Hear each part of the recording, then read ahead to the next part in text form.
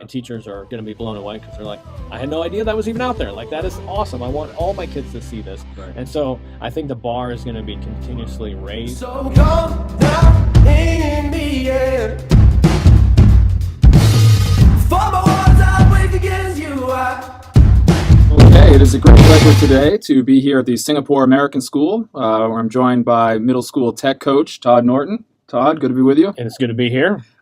So just to set the stage, I'm here in Singapore for the EdTechX conference, and I was speaking the other day on AR and VR in education, and had the pleasure to enjoy Todd's session yesterday on ways that AR and VR are already being used here at the Singapore American School, but also some of his thoughts on the potential for these technologies in the future to enhance learning and understanding. So let's take a step back. So Todd, how long have you been in education? Wow.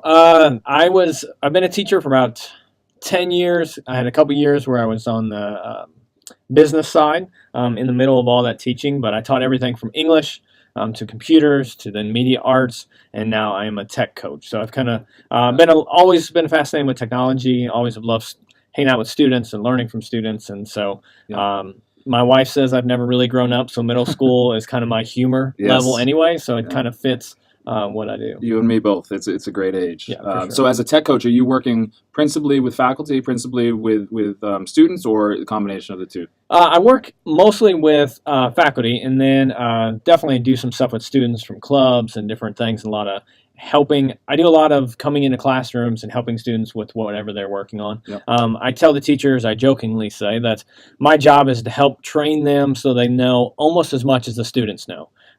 Because the kids are always way out in front of us. And once I get the teachers really to know something, then they're like, but what's this over here? And like kids have already leaped, above and beyond them. So So Singapore American School has a world-class reputation, and you are very much ahead of the curve in a lot of ways. I would say you're actually the first school that I've seen that is starting to experiment a little bit with augmented reality and virtual reality, even though it's very early days. So could you give us a sense of some of the ways that you see it already being used and effective? Definitely. Yeah. So one of our first purchases was the program or hardware called ZSpace.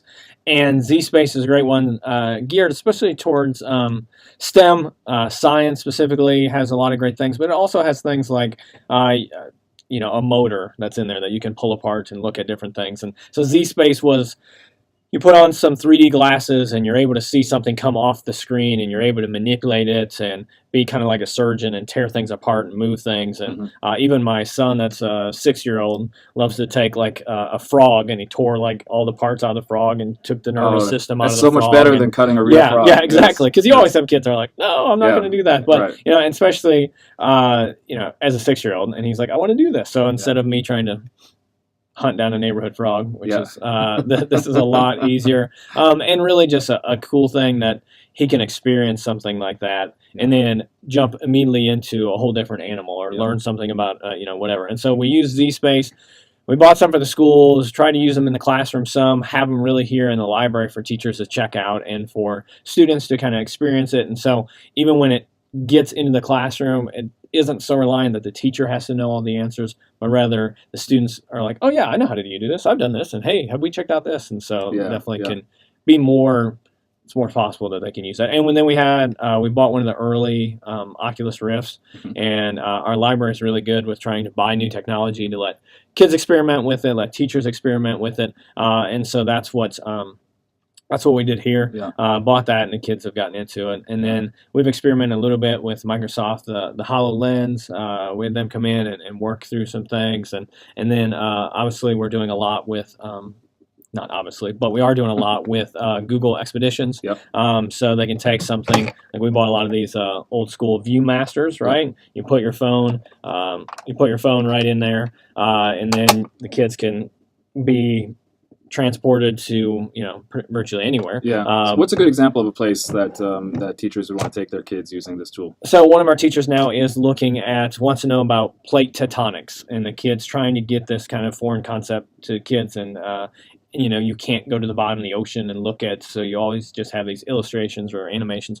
Now Google actually has some stuff through expeditions that you can go to the bottom of the ocean and literally look around and look at what things are. And then at the same time, they have another one that you can go to the top of the mountain and truly see like what the results of these plate tectonics were and how this was shaped, and be able to stand on top of Everest and look around, which is amazing. And the cool thing about these like expeditions is, even though every kid's got the goggles and they're doing their own thing, the teacher has a screen that can see where every kid's looking at. So if a teacher wants to point out, like, our English or our foreign language teachers use it to take them to a location they're studying. So they want to know about Brazil. So they're in a city in downtown looking at some monuments or whatever, and so they're actually saying everything in Spanish or French or Chinese, and the kids have to listen and know what the teacher's saying and being able to look at. So a teacher might say,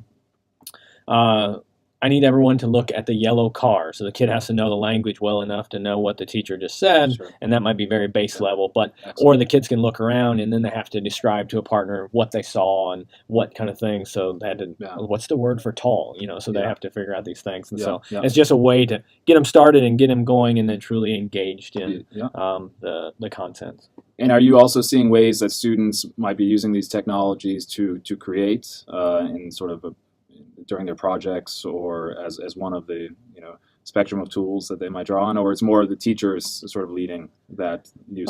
So we have a section of our school year called Try Time, where the kids get to make whatever they want and go whatever direction they want. So we definitely have some kids starting to dip their toes in some of this. A lot of it right now is either been dependent on what the technology already is, or it's been dependent on, yes, the teacher brought this in and is focused on something. So, but kids can make their own photo stories, and some of the technology that's out there. We've had kids go on vacation and have taken like 360 pictures, or maybe they took a Theta camera that you can get for a couple $100 and hold it up, and it records in 360. So they're going and recording things in 360. So it's much more, kids could put on that goggle and look all around and see what it is. And you can go on YouTube even without the goggles and be able to move the screen around and see everything that's happening all the way around.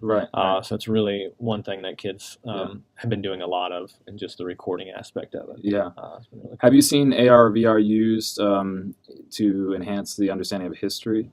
Oh yeah, of course you have like some of the early ideas of VR were like Minecraft, and kids were studying the pyramids, so they had to try to create like a whole scene of the pyramids, and they're working on different things like that. And we see that in the elementary a lot, in the middle school. Not as much, because you have so much content teachers are trying to get through, and sometimes to push that aside and try to do 2 weeks of stuff is a little harder. But definitely, I think even you were mentioning yesterday, part of history is that empathy aspect, and trying to get kids to really see what was happening and where the place was, and to understand it. So I think we're going to see a lot more of that. I don't think we've seen, I think we're right on the edge of starting to ask those questions about what could this be? What I really want this, but had never thought that was a possibility. I think we're getting there, I think. So yesterday you showed us some really cool examples of how of what this looks like, either in terms of apps or in terms of like Z-Space, as you mentioned. Is it possible that we could do a little show and tell? Yeah, sure. Exactly. Right. Fantastic. What do you want to see? Well, why don't we start with Z-Space? Okay, so Z-Space, we'll throw up a couple pictures here of Z-Space, but Z-Space is a really good one to put on 3D goggles. The image basically jumps off the screen at you, and you can manipulate it. You can take something like a picture of a horse and pull parts of, pull the skin out, pull the exoskeleton, and whatever it is that is a part of that animal or insect or whatever. You can actually pull all those apart and see them separately. So Z-Space is a great one to start with, and then we do there's a lot of cool ones that are out there for AR as well, and I think ones that are going to be coming in the future. There's one that is called Virtual T, which it's very it shows you what could be. There's actually a kid wearing a T-shirt, and when you scan over the phone, the T-shirt becomes like you can see inside that student or that person wearing it. You can see the lungs moving and the heart beating, and you can go deeper into it and really get into parts. And it's one of those that you pay for this app to unlock certain things. So it's kind of, I don't see it using mass appeal, but I do love the idea that you can take something like that and start really going further into it and having these trigger images to take you. So that would be using a mobile app. Yeah. So if you were wearing that shirt, then I could point it at you. Yep. And so you point it at yourself. Yeah, you point it at yourself. I'm thinking about even a teacher's classroom. They have pictures printed of certain things, and a kid could go and just really dive deep into some of these things. There's also one that's been out there for a long time is Erasma that a lot of people use, Erasma or another one called Layer. And similar thing, there's a trigger image that when you aim the device at it through the app, it comes alive and whatever. So a teacher I saw had pictures from the band concert on their bulletin board. But when you held your phone over it, all of a sudden it started playing and the music was playing. So they actually took a screenshot from the band concert, and so in the video, like it literally picks up right from where the picture is playing. So just kind of amazing. And then I've seen some other teachers that have taken something like that and taken a math problem and maybe have done a screen recording of how to solve this math problem. And so the kids actually go right up, scan it, and it's got the video of the teacher explaining it. And they're like, oh, okay, I got it wrong, but I see what I did wrong. And then they could go right back to it. So there's a lot of new AR stuff that's coming out. Everything from Snapchat. Snapchat's using Bitmoji to try to create some cool stuff. For a while, Snapchat's done filters, where you can change your face. Even my 1-year-old and I changed, or my 6-year-old and I changed faces. So he's got a beard and I have this little baby face on. And so, which is not really an education at all, but absolutely fun to do. Yes. And so, and you can vomit rainbows. Yep, which is exactly. Always, added value. That's any slideshow that you have that needs a little spicing up if you record. And I think that's one of the things I love. I do a lot of app smashing, so maybe I'll record that and then convert that into something that maybe I'll put that in Google Drive, and then in my Google Slides, now I have one of my slides of a little Bitmoji of me dancing around or puking rainbows, whatever it is. And so kids love memes. Kids love GIFs, and so or GIFs, however you want to pronounce it. And they love seeing these things move and just kind of, And I think so. I have 4 young children as well, so I know that this is endless entertainment for them. But for the hardcore educator who wants to see where the value added is in education, I think that sometimes those applications sort of distract them. So they say, well, Pokemon Go, how is that going to help? Or how is Snapchat going to help learning? And so I think it's, for us, it's sort of showing, these other applications and use cases that are really powerful. And you gave us some great examples. Is there something? So if you try to imagine a year or 2 down the road, or maybe further, is there something that doesn't exist yet, but you can really imagine would be really exciting application of AR or VR in education? Oh yeah, I've even seen some pictures of some of the stuff that. Let's say you're studying the Mayans, right? And there's like this aerial footage, and they've made kind of a 3D model of what a Mayan civilization. And I think virtual reality, you're going to be able to click on that and put it on a table and literally walk around with your phone and like kind of zoom in on stuff. And I fully see like animations happening, and so almost like you're just up in the clouds looking down at this creation. So I think that's where it's going to be just absolutely crazy, that instead of just learning about the Mayans and, we think that, social studies, my son is learning about the Mayans and we think they did this and did this. Well, now someone has built this entire model where like it's literally like you're looking down into what's happening, and you could take and walk all the way around and zoom in down to where they're building like a pyramid or something, or where they're building some kind of structure, or you have someone over here planting some of the crops and cutting down the trees. Like that's where I see that things are going to be like, you can actually visualize it right there and see it happening, or even just see it in the buildings and the 3D modeling of what it all would be built out. And I think just being able to see that because I think virtual reality is great and it's all like really close to you in some ways. You might be able to walk around. I think augmented, you can take that bird's eye view and then go down as much closer to it. And even like there's some apps like Cosplay was one that's out there that you can actually make your own and then go down into your virtual reality, into like your scene that you built. So kids could be writing a story and then they build something to take the person actually into it and write in that way. Yeah. Do you envision that because there are things like AR Kit and all of these really powerful tools for people to create content in AR and VR, do you envision that schools will start to actually teach this to students as well, or do you see it more as they'll find it and teach themselves outside of school? Well, I think kids are always going to be learning this stuff on their own because this is just the reality of our world. Like, so as teachers, we can say, well, we don't have time for that, but reality is kids are doing it already. So it's not a bad thing to embrace some of the new technology that's out there, especially if it can add value to what you're doing. Like if you can make history come alive, teachers should be looking at some of that stuff. And I know it's hard that there's so many apps, there's so many things going on, and it's just one more thing to learn. I think part of it comes from just giving students choice in the classroom. And so instead of making the only option is you write this paper, it might be that you give them a choice of how they're going to show that. Right. And so then you're going to start to see things show up. The kids are using these things already, and teachers are going to be blown away because they're like, I had no idea that was even out there. Like, that is awesome. I want all my kids to see this. Right. And so I think the bar is going to be continuously raised as teachers, if teachers allow kids to do things that they're already working on.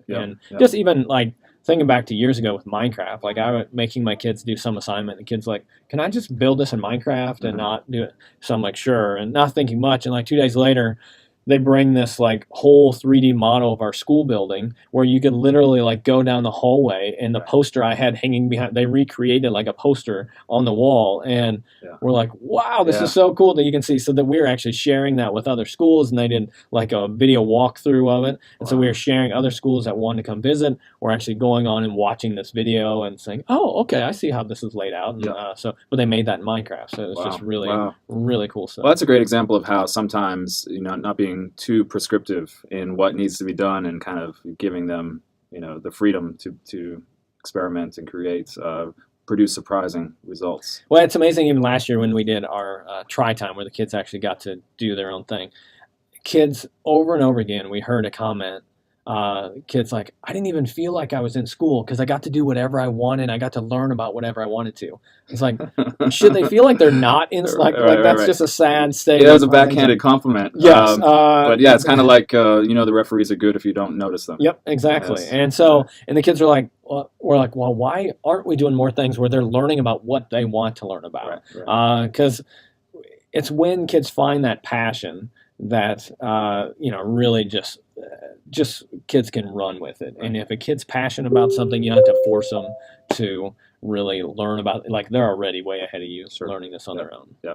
That's a great message, and I think a good place to end. So, Todd, you've been very generous with your time, and you guys are doing really exciting things, and we're gonna stay in touch. But we've learned a lot from you today, so thank you. I'm excited. Like, AR is changing so fast. Like, it's just there's so many apps out there, and just a little search of the App Store, and Google's brought out a new kit, and they're going to be doing new stuff. So it's changing fast, even faster than it's ever changed. So I think just hold on, because it's going to be, just ask your kid what's cool right now, and they'll show you, and then think about how could I actually use this in the classroom. That's where I think we're going. All right.